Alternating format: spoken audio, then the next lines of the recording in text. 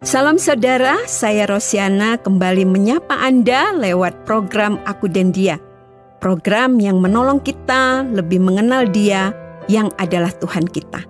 Selama 15 menit ke depan saya akan menemani Anda untuk membahas sebuah topik tentang Dia yang adalah kebenaran.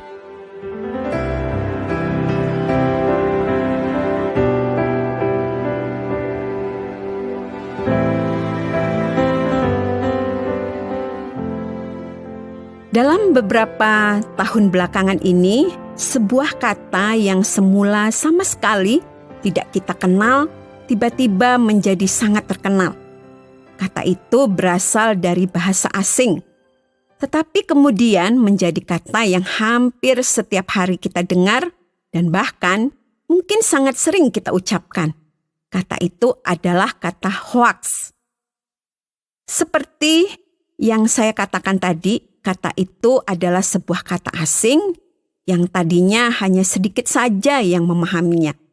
Baru setelah ramai perbincangan mengenai medsos dan kemudian maraknya berita yang tidak benar yang disebarkan melalui berbagai media, kata itu menjadi sangat dikenal.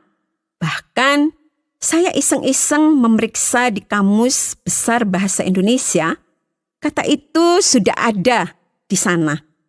Tentu saja, cara penulisannya disesuaikan dengan aturan bahasa Indonesia yaitu hoaks dengan huruf terakhir KS dan bukan hoaks dengan huruf terakhir X seperti bahasa aslinya.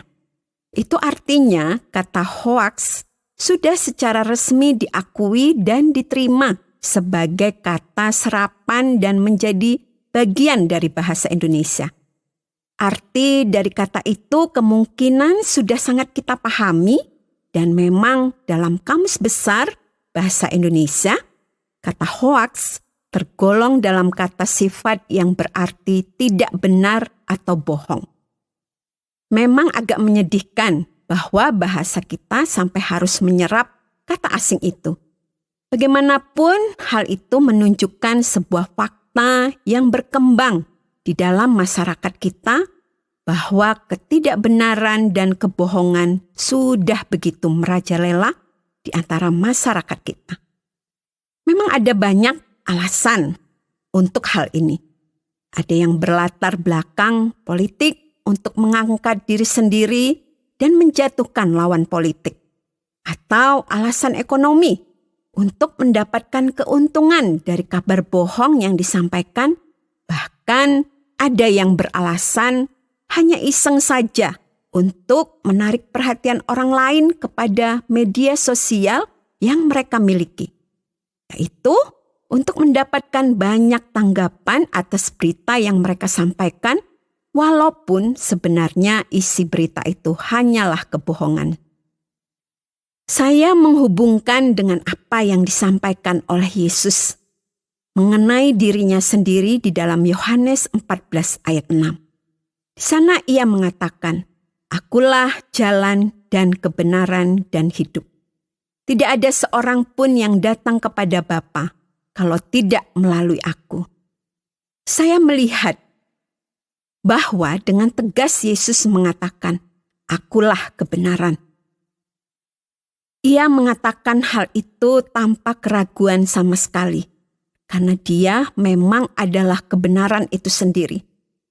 Dia tidak hanya memberitakan kebenaran atau memberitahu tentang apa yang benar, tetapi ia adalah kebenaran itu sendiri. Dalam zaman dan budaya di mana kita tidak bisa lagi mengetahui dengan pasti apakah sebuah kisah atau berita itu merupakan hoaks atau kebenaran? Dalam zaman dan budaya sekarang, kebenaran bahkan menjadi sesuatu yang diwarnai dengan ketidakpastian. Hoaks dan kebenaran bercampur aduk. Sehingga bahkan di dalam sesuatu yang benar bisa saja tercampur oleh hoaks dan kebohongan. Sebaliknya, hoaks yang berkembang juga bisa bersumber dari sebuah peristiwa atau keadaan yang sebenarnya terjadi yang kemudian ditambah-tambahi atau dibumbui sesuai dengan keinginan orang yang menyebarkannya. Dalam keadaan zaman dan budaya yang demikian, pernyataan Tuhan Yesus yang dengan tegas menyatakan bahwa Dia adalah kebenaran menjadi pernyataan yang sangat menguatkan iman saya. Memang, kebenaran merupakan sesuatu yang sangat penting, berarti untuk kehidupan. Karena kebenaran memberikan rasa tenang dan jaminan yang kuat. Kebenaran meyakinkan kita bahwa apa yang kita yakini dan yang kita pegang memang sesuatu yang sungguh-sungguh nyata dan bukan hanya sekedar omong kosong atau khayalan belaka. Dan kebenaran itu bisa kita dapatkan di dalam Yesus yang adalah kebenaran itu sendiri. Dan karena Dia adalah kebenaran, maka Dia berhak untuk mengatakan seperti yang ada di dalam Yohanes 14 ayatnya yang pertama. Janganlah gelisah hatimu, percayalah kepada Allah, percayalah juga kepadaku. Tidak semua ketidakbenaran atau hoaks muncul karena kesengajaan atau berbohong atau menyampaikan apa yang tidak benar. Seorang ahli bisa saja membuat perakiraan tentang keadaan tertentu dan kemudian ternyata meleset. Misalnya, perakiraan cuaca tentu saja dibuat oleh para ahli dengan memperhatikan banyak faktor di dalam semesta yang mendukung pandangan mereka. Tetapi bahkan hal itu juga tidak selalu benar. Para ahli ekonomi membuat banyak analisa dan kemudian membuat prediksi, tetapi tidak semua prediksi mereka juga menjadi kenyataan. Banyak juga ahli-ahli lain dalam bidang yang berbeda-beda yang membuat prediksi dan kemudian tidak terjadi. Meskipun tidak sengaja dan tidak merencanakan untuk menyebarkan berita bohong dan sudah melakukan semua yang terbaik yang bisa dilakukan untuk mendapatkan kebenaran, tetapi keterbatasan manusia bisa membuat hasil dari prediksi mereka tidak selalu benar. Yesus bisa dengan tegas mengatakan bahwa Ia adalah kebenaran, karena memang Dia adalah Allah sendiri. Kalau Ia hanya manusia biasa, maka Ia juga tidak akan bisa sepenuhnya benar, apalagi menjadi kebenaran itu. Allah sendiri dengan jelas mengatakan bahwa semua manusia berdosa, dan karena itu tidak mungkin ada yang bisa sepenuhnya benar. Yesus adalah Allah yang menjadi manusia.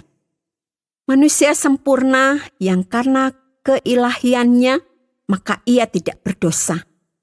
1 Yohanes 5 ayat 20 mengatakan, akan tetapi kita tahu bahwa anak Allah telah datang dan telah mengaruniakan pengertian kepada kita, supaya kita mengenal yang benar dan kita ada di dalam yang benar, di dalam anaknya Yesus Kristus. Dia adalah Allah yang benar dan hidup yang kekal. Alkitab dengan tegas menyatakan bahwa Yesus adalah yang benar dan bahwa Dia memang adalah Allah yang benar. Kalau seseorang terbukti pernah menyebarkan berita yang ternyata salah atau membuat janji yang kemudian tidak ditepati, maka akan sangat tidak masuk akal kalau kita masih saja menelan bulat-bulat semua yang dikatakan oleh orang itu. Pasti akan mulai muncul rasa tidak percaya atau keraguan-raguan setiap kali mendengar dia mengatakan atau menjanjikan sesuatu. Paling tidak di dalam hati kita akan muncul pertanyaan, benarkah apa yang dikatakannya itu? Jangan-jangan salah lagi. Yesus dengan sangat tegas mengatakan bahwa Ia adalah kebenaran. Dengan pernyataannya itu dan juga dengan melihat bagaimana Ia menjalani kehidupannya di dunia, apalagi dengan mengingat bahwa Dia adalah Firman yang menjadi manusia. Saya melihat kepastian bahwa semua yang diajarkannya adalah benar dan akan terbukti. Ketika Ia mengajarkan tentang mengasihi Allah dan sesama, Ia mengajarkan kebenaran. Ketika Ia menegur orang yang menghakimi sesamanya, maka tegurannya itu benar. Karena Dia adalah kebenaran, maka di dalam dirinya tidak ada dusta atau sedikit pun kebohongan. Dengan demikian ketika Ia mengatakan dalam Matius 11 ayat 28, "Marilah kepadaku semua yang letih lesu dan berbeban berat. Aku akan memberi kelegaan kepadamu."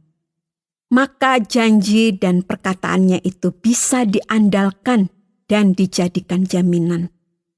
Dan hal itu bagaikan jangkar yang kuat yang membuat iman kita bisa bertahan menghadapi banyaknya cobaan dan masalah di dunia ini. Karena Yesus adalah Allah yang benar, maka Ia mengatakan kebenaran ketika Ia mengajarkan di dalam Markus 10 ayat 45. Karena Anak Manusia juga datang bukan untuk dilayani, melainkan untuk melayani dan untuk memberikan nyawanya menjadi tebusan bagi banyak orang. Ia memang mati, memberikan nyawanya agar manusia diselamatkan dari dosa, agar saya dan Anda yang percaya kepadanya tebus oleh kasih-Nya yang benar. Bersikap hati-hati dan membuat pertimbangan yang matang ketika menerima sebuah berita atau pengajaran merupakan sikap yang bijaksana. Tetapi kita juga perlu berhati-hati agar tidak salah menilai kebenaran sebagai hoaks dan mengambil keputusan yang salah serta menolak kebenaran itu. Dunia kita sedang lapar dan haus akan kebenaran. Syukur bahwa ketika kita memahami kebenaran di dalam Kristus, maka kita memahami kebenaran yang sesungguhnya. Dan kebenaran itu memampukan kita untuk mengenal kebenaran Allah dan juga menyadari ketidakbenaran kita. Dan kesadaran akan ketidakbenaran itu akan mendorong kita mencari dan menemukan kebenaran pada sumber yang tepat, yaitu di dalam Yesus, karena Yesus adalah kebenaran itu sendiri.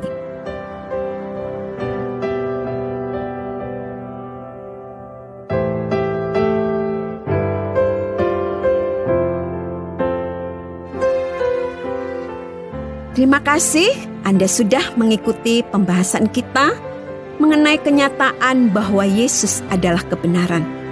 Syukur kepada Allah jika Anda sudah memahami hal ini dan menerimanya di dalam hati dan kehidupan pribadi Anda. Tetapi kalau Anda belum memahami, atau kalau Anda sudah bisa memahami tetapi belum bisa menerimanya di dalam hati Anda, saya berharap bahwa penjelasan saya menolong Anda untuk lebih mendekatkan kebenaran itu dengan hati Anda. Dan Anda dapat menghubungi kami, menuliskan surat kepada program Aku dan Dia, Tromol Pos 261, Batu 65302, Jawa Timur. Atau bisa juga lewat SMS atau WhatsApp ke nomor 081 333 777 386 081 333 777 386. Sampai jumpa, Tuhan Yesus memberkati.